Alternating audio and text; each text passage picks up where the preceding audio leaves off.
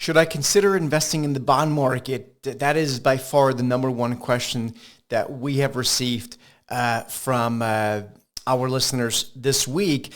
And the reason for the question makes a lot of sense because there's a lot of conflicting news. You open up the newspaper, you read the headlines, and some people say, oh, it's the end of the bond market, and other people say, oh, find the safety in the bond market. So what the hell is going on? Let me just put a little bit of perspective around this for you guys, which I think, again, given the question, seems to be desperately needed. And so that's what we're going to do here right now. Okay, so I thought the best way to kind of show this to you is by looking at this chart here. You see a bunch of squiggly lines. I promise I'm going to make this very, very simple for you. If you look over on the right-hand side, you can see it says US 30Y. That means 30-year US Treasury yield. So the 30-year US Treasury bond, and yes, that's a bond, it's not a note, is currently, as I'm recording, is yielding about 5%.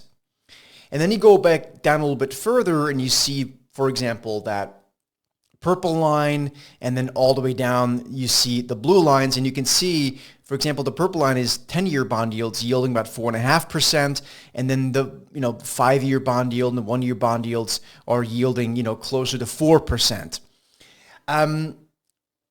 So you might be asking yourself, first of all, why is that? Why is what's called the longer end of the yield curve, so the 30-year yield, why is that above the shorter end bonds? Well, it's called a yield curve. So typically, if you borrow money or if you lend someone money, you typically will require a higher premium, a higher interest rate for lending someone money for a longer time because of the risk that you may not get it back, the risk of default, as it's called, is higher.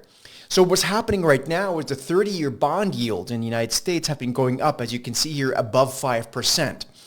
So when you hear people talk about one shouldn't invest in the bonds right now because they're risky, they're talking about, for the most part, the long end of the U.S. Treasury curve, if they're talking about U.S. bond yields. And this discussion here, or this video, is about U.S. bond yields. But when you hear people talk about, oh, find the safety of the bond market, they're typically referring to the short end of bond yield, so bond market. So investing in like T-bills, which is typically, U.S. debt that's sort of within a year or so of expiration of maturing. And so there's a lot more safety there because, who knows what sort of the fiscal situation is in the United States in the longer term. There are clearly concerns, hence we have a steepening yield curve.